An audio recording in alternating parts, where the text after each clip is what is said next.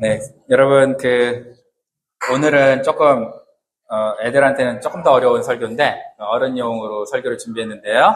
그래도 여러분들, 우리 어린 애들에게도 성령께서 지혜를 주셔서 잘 깨달을 수 있기를 바랍니다. 여러분이 알 수 있는데, 사춘기 딸하고 엄마하고의 예화가, 좀 재밌는 예화가 하나, 인터넷에 돌아다니고 있어요. 뭐냐면, 사춘기 딸을 둔 엄마가 이제 딸이랑 너무 트러블이 심해가지고 혼잣말을 이렇게 했대요. 아유, 내가 저거를 왜 나와가지고 했대요. 아유, 내가 저거를 왜 나와가지고. 그렇게 얘기했더니 그 딸이 또 못 들으면 다행인데 들었어요.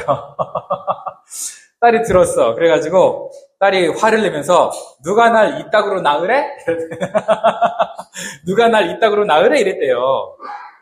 그러니까 이제 엄마가 아차 싶잖아요. 자기가 말실수를 했으니까. 아차 싶어가지고 이걸 어떻게 할까 하다가 그래도 이제 기에 눌리면 안 되잖아요, 딸한테. 기싸움에서 지면 안 되니까 이제 번뜩이는 지혜로 이렇게 얘기했대요. 야, 누가 너보고 경쟁에서 이기래? 누가 네가 경쟁에서 이겨가지고 내가 어쩔 수 없이 난 거잖아? 왜 경쟁에서 이기고 난리야? 이렇게 얘기를 했대요. 그래서 이제 승기를 잡았다 싶은 거죠, 의기양양하게. 그랬더니 그 딸이 어이없다는 표정으로 이렇게 얘기했대요. 뭐라고 얘기했을까요? 아시는 분? 맞추시는 분에게 제가 맞췄다고 해드릴게요. 없어요?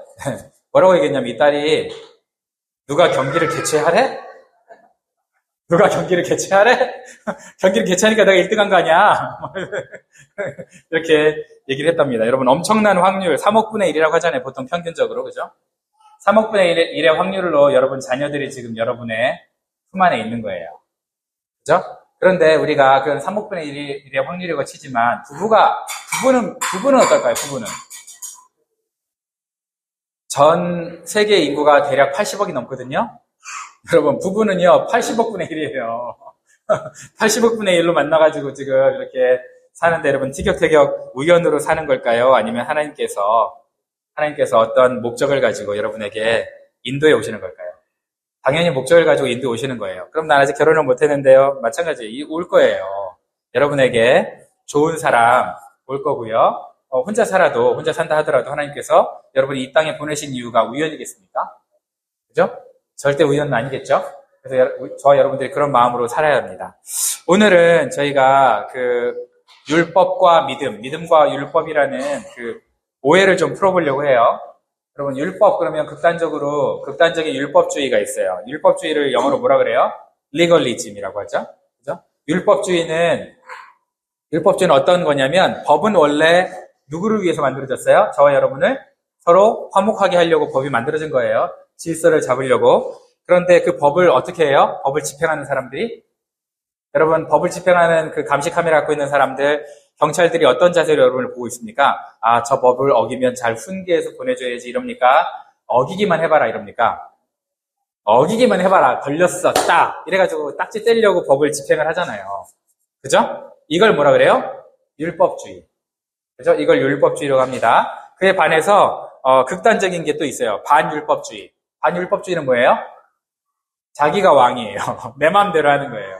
생명의 삶에서 이런 사람 뭐라 그래요? 무법자. 그죠? 법이 없는 사람인데 사실 법이 없는 무법자가 아니고 누가 법인 거예요? 내가 법인 거예요. 그래서 우리가 지난주까지 뭘 배웠어요? 사사기. 그죠? 자기가 법인 사람들의 역사가 기록되어 있는 게 사사기거든요. 자기가 법인 거예요. 내 마음대로 해요. 근데 자기가 법이라 했을 때 여러분 마음 가운데 자기를 돌아보는 게 아니고요. 내가 내 법대로 내 마음대로 살았나? 라고 생각하는 게 아니고 여러분들이 어떤 꼰대가 생각이 난다. 우리 직장의 꼰대 아니면 회사의 꼰대가 생각이 난다. 그래, 저 사람 자기 마음이야. 지가 법이지. 라고 그런 사람을 여러분이 떠올리잖아요. 그런 순간 여러분이 그 무법자인 거예요. 네, 말씀은 다른 사람을 정죄하려고 하는 게 아니고 나를 고치라고 있는 거거든요. 그런데 우리가 뭔가 말씀을 얘기할 때 맞아, 저 사람 그래 이렇게 생각이 되잖아요. 그러면 벌써 그 순간 내 마음에 들지 않는 사람이 떠오르는 순간 저와 여러분은 나를 고치려는 자세는 온데간데 없고 그 사람을 정죄하려는 자세가 생긴 거예요. 그러면 그게 뭐라고요? 벌써? 내가 왕인 거잖아. 내가 심판관인 거잖아. 그죠? 그래서 내가 무법자가 되는 거예요. 이걸 영적 게으름이라 그래요. 왜 게을러요? 저 사람 비판하는 건 쉽거든요. 그죠? 근데 나를 고치려고 하는 건 힘들거든요. 그러니까 게으른 건 뭐예요? 저 사람 그냥 비판하면 쉽잖아. 그렇게 적용하면 되잖아. 그래서 우리가 영적인 게으름을 가질 수 있어요. 제가 여러분에게 율법주의와 반율법주의를 잠깐 알려드렸는데, 율법주의로 갔다가 반율법주의로 갔다가 막 이 왔다 갔다 하는 황당한 사람이 있어요. 황당한 케이스. 어떤 케이스냐? 그게 갈라디아주의예요. 갈라디아주의. 갈라디아주의는 뭐냐면요. 시작은 은혜와 믿음으로 시작을 해요. 교회 다니면서 되게 좋아져요. 막 좋아지는데 신앙생활 하다 보니까 해야 될 게 너무 많아. 이것도 아니라 저것도 해라. 그러니까 하다 보니까 제일 처음에 재밌게 했어. 그런데 이게 재미만 있어야 마냥? 아니죠. 어떨 땐 책임감도 따라오죠. 그럼 책임감이 나쁜 거예요? 좋은 거예요? 좋은 거죠. 그런데 책임감을 가지고 할 만한 이 일을 내가 받은 은혜가 이제는 소진돼서 이 동력이 없어진 거야. 그래서 이제 어떻게 해요? 그냥 그럭저럭 하는 거예요. 그러다 보니까 자기가 어떻게 해요? 고생은 고생대로 해. 그러면서 고생하면서 은혜에 감사해서 감사하다 이렇게 생각하는 게 아니고 어떻게 해요? 아이 마지못해서 하지 뭐. 내가 직분 받았으니까 하지 뭐. 내가 그래도 신앙생활 이렇게 했는데 하지 뭐. 이렇게 하는 거. 그러다 보니 이제 어떻게 변하냐면 이게 선한 행위로 구원받는 더 착각해. 내가 이렇게 살았는데 하나님이 나를 잘 봐주시겠지. 이렇게 착각을 해요. 이게 바로 뭐냐면 갈라디아주의예요. 그래서 은혜로 시작했는데 성령으로 시작했는데 율법으로 맞추려고 하는 거예요.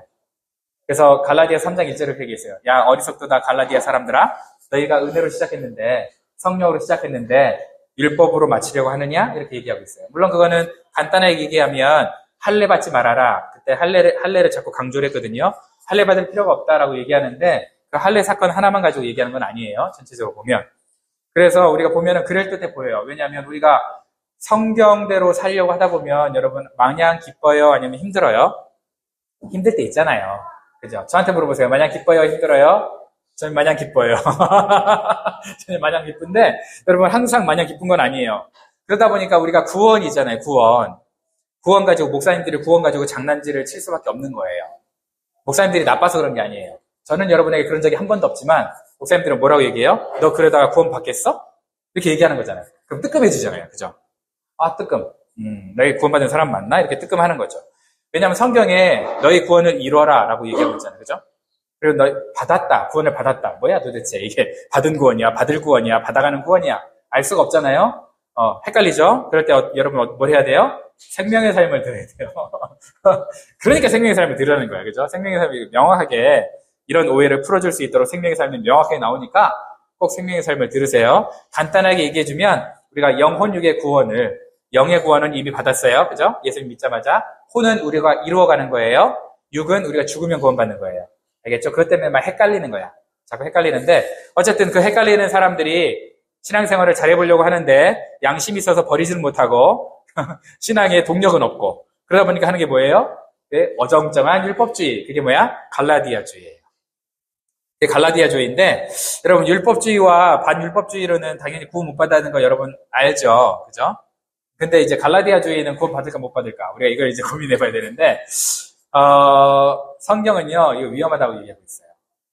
성경은 우리 갈라디아주의가 되는 것도 위험하다. 율법주의는 왜 위험하냐면 여러분 한국에서 여기까지 오는데 수영으로 태평양을 건너겠다. 이런 사람이 있으면은 건널 수 있어요, 없어요? 못 건너죠. 그죠? 그런데 이런 사람이 있어요. 반율법주의는 뭐냐? 한국에서 여기까지 오는데 비행기를 타야 되는 거는 알아. 그런데 비행기 티켓은 내가 살 수 있어. 그죠? 언제든지 내가 가겠다 하면 하나님 내 마음 가운데 감동을 주시고 나만 결정을 하면 언제든지 하나님이 나에게 은혜를 주셔서 날 구원해 주실 거야. 내가 언제든지 마음만 먹으면 비행기 타서 한국에서 여기까지 올 수 있어. 이렇게 생각하는 게 뭐예요? 구원의 키가 누구에게 달려있어요? 나에게 달려있어요. 이걸 반율법주의라 그래요. 내 마음대로 하는. 그죠? 이건 반율법주의야. 그런데 그러면 갈라디아주의는 뭐냐? 갈라디아주의는 뭐냐면 비행기표를 은혜로 받은 걸 알아. 어쩌다 가다가 이거 살 돈도 없는데 비행기표를 받았어. 한국에서 오는 거예요. 그런데 그냥 비행기를 공짜로 타려니까 너무 송구한 거죠. 너무 미안한 거죠. 하나님한테. 그래서 어떻게 해요? 비행시간 내내 나에게 지정된 자리에 앉아있기가 너무 미안하니까 내 캐리어를 머리에 들고 통로로 왔다 갔다 하는 거야. 내가 이렇게라도 해야지. 내가 어떻게 캐리어까지 맡깁니까? 그죠? 나만 맡기겠습니다, 하나님. 내 캐리어를 못 맡기겠습니다. 이렇게 하는 알량한 자존심. 알량한 자존심이 뭐예요? 바로 갈라디아주의예요. 저 여러분들이 신앙생활 하다가 이렇게 빠질 수 있다는 거예요. 갈라디아주의가 왜 위험하냐면 내가 뭔가 안 했으면 다행인데 뭔가 하잖아요. 그래서 그렇다고 여러분 교회에서 헌신하지 말고 뭐 마음에 감동 올 때까지 아무것도 하지 마세요. 그런 얘기 절대 아니에요. 여러분 갈라디아주의처럼 살아야 그 다음 단계로 갈 수가 있어요. 어쩔 수 없어. 갈라디아주의를 지금 안 살아봤다. 그럼 여러분 아직 멀은 거야. 은혜 안에 있는 게 아니고 멀은 거야. 그러니까 어쨌든 이걸 초월을 해야 되는데 갈라디아주의처럼 사는 거에 가장 큰 위험은 뭐냐면 내가 그렇게 고생하며 살았잖아요. 그러니까 어느 순간 내 머릿속에 신학이 바뀌어버려요. 생각이. 신앙이 바뀌어요. 어떻게 바뀌어요? 내가 이렇게 열심히 했으니까 구원받을 거야. 나는 구원받을 자격이 있어. 이렇게 바뀌는 거예요. 그래서 이렇게 바뀌는 변질된 그 믿음이기 때문에 율법주의하고 반율법주의보다 더 악질이에요, 이게. 그래서 더 악질이야. 그런데 이 악질을 밟고 넘어가야 돼요. 악질에게 막히면 어떻게 돼요? 악질한테 막히면은 하나님 보좌 앞으로 못 와요. 이렇게 얘는 마음대로 올 수 있잖아요? 은혜 앞에. 이서 올 거예요? 이리 오세요. 자. 멱살 잡으면 안 되고, 목사님 멱살 잡으면 안 되지. 자, 그래서, 율법주의하고 반율법주의에, 뭐라 그래야 돼. 은근슬쩍 교묘하게 섞여 있는 게 뭐라고요? 갈라디아주의야. 근데 율법주의를 이기라고 뭐가 있어요? 로마서가 쓰였어요. 그죠? 율법주의를 이기라고. 그 다음에, 반율법주의를 이기라고 뭐가 쓰여졌을까요? 있어요? 멱살 잡지 말고. 목사님 멱살을, 야, 아빠도 안 잡는 목사님 멱살을 너가 잡으면 어떡해. 자, 반율법주의는 야고보서가 고치라고 써져 있는 거예요. 야고보서가. 그죠? 그러면 반율법주의와 율법주의 왔다 갔다 하는 사람을 고치라고 쓰여 있는 게 뭐겠어요? 힌트. 그렇죠. 갈라디아서겠죠. 갈라디아서겠죠. 그래서 오늘 스페셜 학본 에디션 갈라디아서를 우리가 같이 보도록 하는 거예요. 여러분, 율법은 왜 주셨을까요? 오늘 19절을 한번 보겠습니다. 19절 한번 읽어볼까요? 시작. 그러면 율법의 용도는 무엇입니까? 율법은 약속을 받으신 그 후손이 오실 때까지 범죄들 때문에 덧붙여 주신 것입니다. 그것은 천사들을 통하여 한 중개자의 손으로 제정되었습니다. 자, 보세요. 그 후손 누굴까요? 그 후손은 예수님을 말해요. 그럼 예수님께서 오실 때까지 범죄들 때문에 덧붙여준 게 율법이라는 거예요. 근데 그 율법을 누굴 통해서? 천사들을 통해서 한 중개자. 여기서 한 중개자는 더 프라펫인데 사실 모세를 얘기해요. 모세를 얘기하는데 모세의 손으로 이렇게 줬어요. 그러니까 요게 지금 율법의 용도예요. 그러니까 율법은 뭔가 예수님이 오시기 전까지 뭔가 더해진 거야. 근데 예수님이 오시기 전에도 약속은 있었어요. 무슨 약속이에요? 너와 내 자손을 구원해 주겠다는 약속이죠. 그래서 그 약속에 따라서 우리가 율법을 받으면서 그 약속이 17절에 나와 있어요. 미리 정해진 약속이라고 해요. 오늘 본문 없지만 17절에 보면은 미리 정해진 약속이에요. 우리를 구원해 주겠다는. 그 약속에서 뭔가 더해졌어. 왜 더해졌을까? 우리한테 약속은 있는데 약속 플러스 알파로 뭔가 더해졌다는 거예요. 이 플러스 알파를 해야만 구원받는 게 아니에요. 그죠? 명확하게 알고 있어야 돼요. 율법이 오기 전에 이스라엘 백성들이 율법을 받기 전에 구원을 받았어요? 안 받았어요? 구원 받았잖아요. 하나님 약속으로. 아브라함이 율법을 받기 전에 구원 받았어요? 안 받았어요? 받았죠. 뭐 때문에? 하나님의 약속으로. 그러니까 저와 여러분들도 하나님의 약속으로 구원을 받아요. 오해하지 마세요. 그래도 율법 우리가 지켜야 되는 의무가 생겨요. 왜냐하면 더하여졌기 때문에 그래요. 더하여졌기 때문에. 우리는 조건 없이 구원을 받는데 더하여졌어요. 여러분, 자녀를 낳을 때 엄마 아빠가 애를 임신했다는 생각을 소식을 딱 들었을 때 초음파에 대고 애한테 이렇게 질문하는 사람 봤어요? 야, 너가 이런 사람 되겠다고 나한테 약속해. 그러면 내가 너를 낳아줄게. 이런 부모 있어요? 이런 바보 같은 부모 있어요? 없어요? 없죠? 그죠? 그냥 사랑으로 조건 없이 낳는 거예요. 저와 여러분이 그냥 은혜로, 하나님의 은혜로 조건 없이 우리가 태어났어요. 예수 그리스도의 보혈로 구원받았어요. 그죠? 구원받았어요. 구원받았는데, 그런데 자녀가 여러분 커가면서 자녀의 상태에 따라 부모가 기대하는 게 달라지긴 하거든요. 나쁜 게 아니에요. 자, 그냥 너무 어려워서 숨만 쉬기도 어려워하는 자녀한테는 숨만 쉬어서 내 옆에 누워줘도 가만 사람만 있어도 감사한 존재가 되죠. 그죠?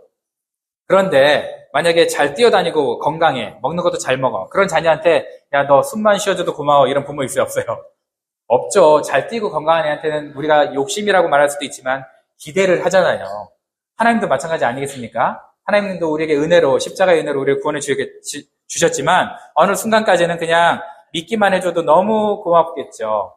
너무 귀엽겠죠, 우리가. 그런데 어느 순간이 되면 우리에게 기대가 있을 거 아니에요. 우리의 건강도에 따라서. 그래서 우리의 기대하세요. 은혜를 주신 하나님 우리가 성장하기를 원하시죠? 그래서 기대를 하는데 우리가 기대를 여지없이 어기죠. 여지없이 어기니까 애들이 부모의 기대에 따라 잘 자랍니까? 여지없이 어깁니까? 여지없이 어기죠. 그죠? 저 여러분을 봐도 알죠? 우리 부모님을 많이 상처를 줬잖아요? 그럴수록 부모들은 이제 뭘 합니까? 규정을 만들잖아요. 너 이렇게 안 하지? 너 저렇게 안 하지? 이렇게 규정을 만들어서 이렇게 안 했으니까 너 오늘 그라운드야. 그죠? 외출 금지. 아니면 너 용돈 없어. 이런 식으로 우리가 규정을 말하잖아요. 자녀들이 나쁜 짓을 할 때마다 뭔가 더 하잖아요. 그죠? 율법이 그런 것처럼 더해졌다는 거예요. 원래는 그러지 않았는데 성도들이 은혜로 구원받았다는 성도들이 뭐 한다는 거예요? 자꾸 나쁜 짓만 한다는 거죠. 자꾸 나쁜 짓 하니까 뭐 했어? 그러니까 이제 너 그럼 내 자식 아니야. 뭐 이렇게까지 가는 거잖아. 그죠? 그렇게까지 가는 거잖아. 우리 하나님도 그렇게 협박을 한번 하시죠. 성령으로 화나시면. 그죠? 그런데 절대 그러지 못하시죠. 그게 성품이 그러니까. 그런데 어쨌든 그래요. 그래서 율법처럼 율법이 우리 그 구원에 이렇게 너 구원해 줄 거야 말 거야 이런 식으로 협박의 조건처럼 다가올 때가 있어요. 그럼 저와 여러분들이 그럴 때 어떻게 생각해야 되느냐? 아, 율법이 나한테 어떤 조건으로 다가오는구나. 이렇게 생각하면 내가 그만큼 못 살고 있다는 거예요. 자녀답게 못 살고 있다는 거잖아요. 그리고 우리 자녀들이 부모님이 자꾸 뭔가 컨디션을 내세워야 될 만한 그런 삶을 살고 있다. 자녀답지 못한 삶을 살고 있다는 거잖아요. 그죠? 똑같은 거예요. 그러니까 우리가 그렇게 생각을 해야지 이거를 법을 너 걸리기만 해봐라. 막 이렇게 생각하거나 아니면 우리 엄마 아빠는 날 절대 못 버려. 라고 생각하는 망나니처럼 신앙생활 하면 될까요? 안 될까요? 안 된다는 거예요. 안 된다는 거예요. 그런데 이렇게 하나님이 은혜의 율법을 더해줬는데 이렇게 더해줬다고 결과가 좋아요? 징계를 받으면 자녀가 엄마 아빠를 좋아해요? 싫어해요? 싫어하잖아. 그죠? 싫어하잖아. 여러분, 법이 강해질수록 사람들이 순해져요? 악해져요? 네. 법이 강해지면 사람들은 악해집니다. 법이 강해질수록 어떻게 하면 죄를 짓지 말아야지 고민하는 게 아니고 어떻게 하면 죄를 짓고 안 들켜야지 생각하는 거예요. 그죠? 내가 법을 지키지 않으면 이렇게 되는구나 라고 생각하고 법을 지켜야지 생각하는 게 아니라 아, 법이 저러니까 내가 이제 이 법을 교묘하게 어기면서도 안 걸려야지. 그죠? 그래서 우리 출애굽하면서 11번째 계명이 이거래잖아요. 10계명 중에 11번째 계명이 뭔지 알아요? 절대 들키지 마라. 절대 들키지 마라. 그러면 괜찮다는 거예요. 그죠? 절대 들키지 마라. 여러분, 죄를 없애는 능력도 없어요. 그죠? 죄를 안 지을 능력도 없어요. 그리고 율법도 그걸 우리에게 도와주지 못해요. 우리 율법 이렇게 하면 이렇게 큰일 난다는 거 알아도 우리 죄에 한번 속아서 한번 짓기 시작하면 우르륵 가잖아요. 그래서 왜 그러냐면 율법이 우리를 어떻게 도와주려고 그러는 게 아니라 율법은 우리를 고소하고 우리를 정죄를 해요. 근데 원래 율법이 주어진 이유는 뭐냐면 그 율법을 보지 말고 누구를 보라는 거예요? 그렇죠. 하나님을 보라는 거죠. 마음이 아플 때, 찔릴 때 가장 먼저 여러분 부모에게 뭔가 잘못했을 때 해결할 수 있는 유일한 분이 누구예요? 부모죠. 그죠? 그럼 우리는 어떻게 해야 돼요? 죄를 짓고 숨어 있어야 돼요? 도망가야 돼요? 다락방에 숨어야 돼요? 어떻게 해야 돼요? 하나님께 나아가야죠. 부모에게 나아가야죠. 그죠? 부모님께 달려나가야죠. 그래서 율법이 말하고 싶은 건 뭐냐면 자, 이제 알았지? 네 힘으로 안 돼. 주님 품으로 달려나가. 이거예요. 그러라고 율법이 있는 거예요. 그런데 우리는 그렇게 안 하고 어떻게 해요? 자꾸 율법이 시키니까 그걸 피해서 숨어요. 자꾸 숨으려고 해요. 여러분, 성경은 율법을 거울이라고 얘기하고 있습니다. 왜 거울이라고 얘기할까요? 거울이 여러분 얼굴을 딱 보게 하면서 거울에 여기 뭐 묻었다고 거울 잘못이에요? 아니잖아요. 거울 잘못 아니야. 우리에 뭐가 묻었어. 그죠? 근데 여러분 또 이렇게 생각해 보세요. 거울을 통해서 더러운 부분을 발견을 했는데 우리가 거울을 보면 더러운 게 그냥 깨끗하게 돼요? 안 되죠. 거울 본다고 깨끗하지 않아요. 그럼 우리 율법 지킨다고 깨끗해져요? 안 깨끗해져요? 안 깨끗해져요. 그게 문제인 거예요. 율법을 지킨다고 깨끗해지는 게 아니야. 그죠? 거울이니까. 그러면 그 뭐 하라는 거야, 거울을 가지고. 그럼 죄지으라는 얘기는 당연히 아니죠. 죄지는 당연히 아니지만, 그걸 보면서, 거울을 보면서 나의 더러움을 내가 씻어야 되는구나, 라는 걸 깨닫고 어디로 가라는 거예요? 영원히 나를 씻어줄 수 있는 예수님의 십자가 앞으로 달려나가는 거예요. 그죠? 그게 거울의 목적이야. 그게 율법의 목적이야. 여러분, 거울을 딱 봤는데, 갑자기, 여기 더럽네 했는데, 더럽네 생각하자마자 더러운 게 없어져. 눈곱 꼈네 했는데, 눈곱이 없어져. 했더니 이 누런이가 막 하얘져. 그럼 이 거울은 특허를 내야죠. 이런 거울이 있으면. 그죠? 이런 거울은 특허를 내야지. 빨리 돈 벌게. 그죠? 이런 거울 없어요. 나를 돌아보라고. 그러니까 우리가 성경을 아무리 많이 알아도, 성경을 내가 아무리 많이 하고 지식적으로 쌓아도 내가 거룩해지지 않는 이유가 거기 있는 거예요. 그럼 어떻게 하라는 거예요? 이거를 고민을 가지고 십자가 앞에 나아가라는 거예요. 나를 깨끗하게 해줄 수 있는 오직 유일하신 분, 예수 그리스도 앞에, 예수님의 보혈 앞에 달려 나아가라는 거예요. 그래야만 우리가 깨끗하게 될 수 있어요. 그러라고 거울로 율법이 있어요. 내가 율법을 아무리 많이 암기해도, 그래도 여러분 암기하는 게 좋아요, 안 좋아요? 좋아요. 성경 통독하는 게 좋아요, 안 좋아요? 좋아요. 그죠? 좋아요. 그런데, 너무 귀여워. 방울토마토처럼 귀엽게. 이거 조심. 좋아요. 그죠? 그러니까 하긴 해야 돼요. 그런데 그거 가지고 내가 절대 거룩하지 않다는 거예요. 거룩한 척 할 필요가 없다는 거예요.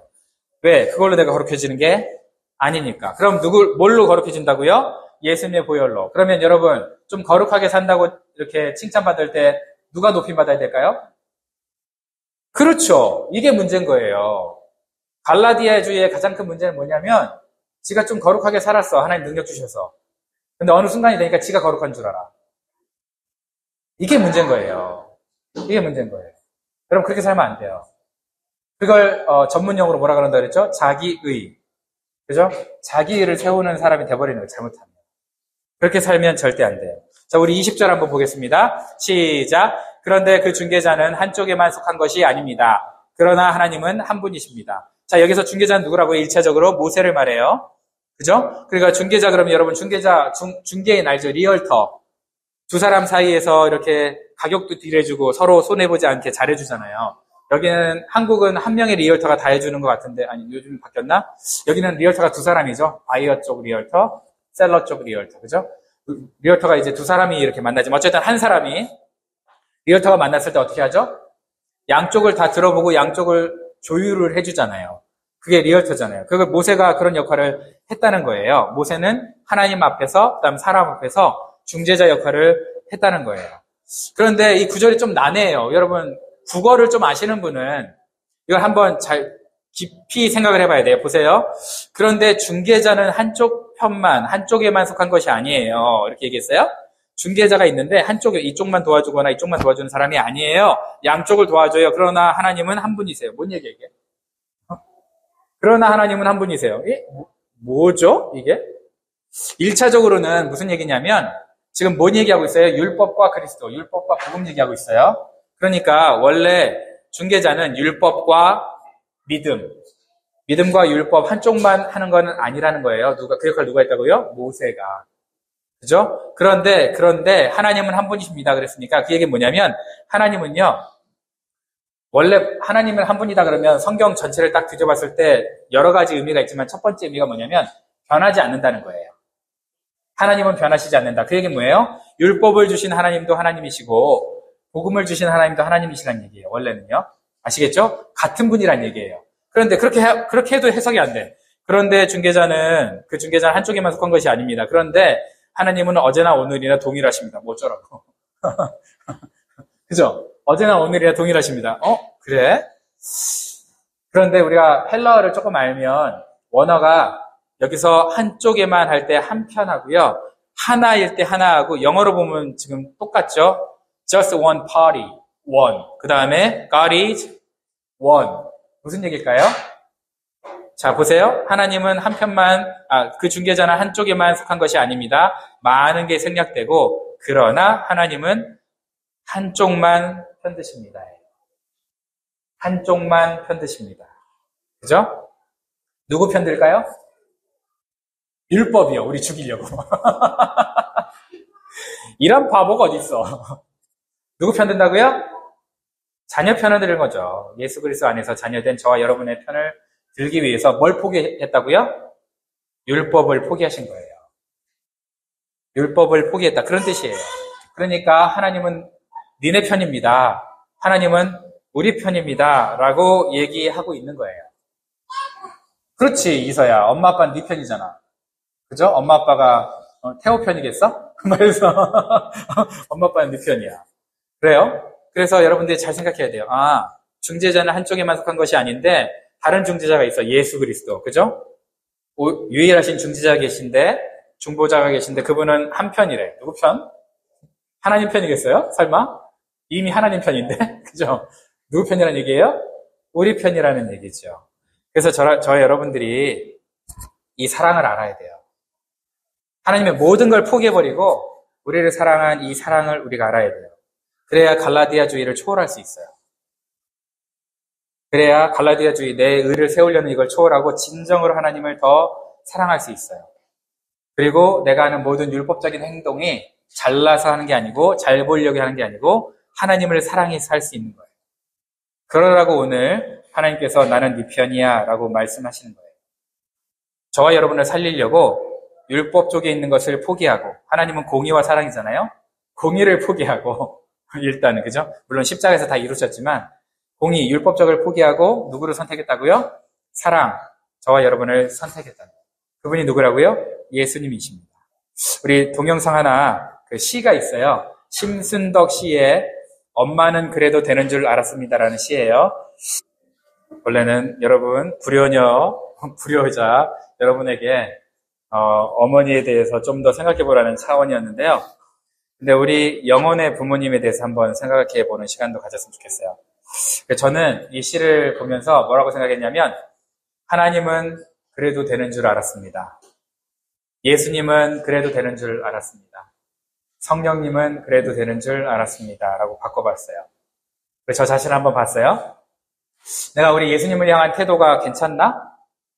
예수님한테 그래도 되는 줄 알고 살고 있는 건 없는가? 이렇게 한번 생각을 해봤어요.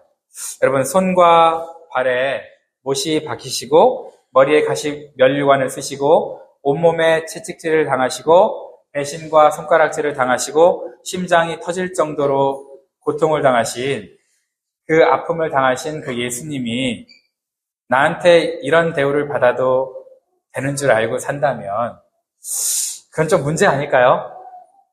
그죠? 그건 좀 문제 같아요. 너무 우리 하나님 전지전능하시니까, 사랑이 풍성하시니까 그렇게 생각하면서 이렇게 살면 안 되지 않을까요? 이왕 한 번 사는 인생인데, 우리 성경에서 뭐라고 얘기하냐면 우리는 반드시 한 번 죽는다. 그죠? 한 번 죽는다. 그럼 먹고 사는 거 어렵죠? 어렵습니다. 근심 걱정 많은 인생입니다. 자녀 키우는데 얼마나 힘듭니까? 여러분, 앞가름하기도 너무 힘든 인생이죠. 그런데 우리가 이왕 이렇게 1년, 2년 살아가는 인생을 나를 위해 모든 것을 아끼지 아니하신 예수님 위해서 산다면 어떨까? 그분 대접해드리며 살면 어떨까? 나를 살리려고 목숨을 버리신 예수님께 내 목숨을 좀 걸어보면 어떨까? 이런 생각을 좀 해봤습니다. 그리고 시를 이렇게 한번 바꿔보세요, 여러분. 집에서. 예수님께 나는 이러면 안 되는 것입니다. 이렇게. 예수님께 나는 이러면 안 되는 것이었습니다. 온 우주에서 가장 존귀한 분에게 그러면 안 되는 것입니다. 그래서 여러분, 이번 주 목장에서 이렇게 한번 결단해보세요. 나는 이렇게 살면 안 되는 것이었습니다. 나는 이렇게 살면 안 되는 것이었습니다. 하나 딱, 1년 하나씩 고치면 52개나 고칠 수 있어요. 그래서 하나 딱 주님이 주신 능력 안에서 내가 고쳐보리라. 내 인생에 합당한 영광을 받으실 분에게 나 이렇게 영광을 돌리리라 하면서 이렇게 여러분 하나 정도 나눠보면 어떨까? 일주일간 고쳐보면 어떨까? 생각합니다. 여러분, 하나님은 언제나 우리 편입니다. 하나님이 내 편이라고 의심할 필요 없습니다. 어디에서 의심할 필요가 없습니까? 십자가에서. 그죠? 십자가를 지셨습니다. 십자가에서 우리는 의심할 필요가 없죠? 자, 우리는 질문합니다. 그러면 나는 하나님 편인가? 나는 하나님 편인가? 하나님은 그래도 되시는 분인가? 이 질문을 가지고 여러분 일주일 동안 고민하시고 기도하시고 목장 모임에서 나누면서 우리의 삶을, 우리의 태도를, 우리의 자세를 고쳐가는 일주일 됐으면 좋겠습니다.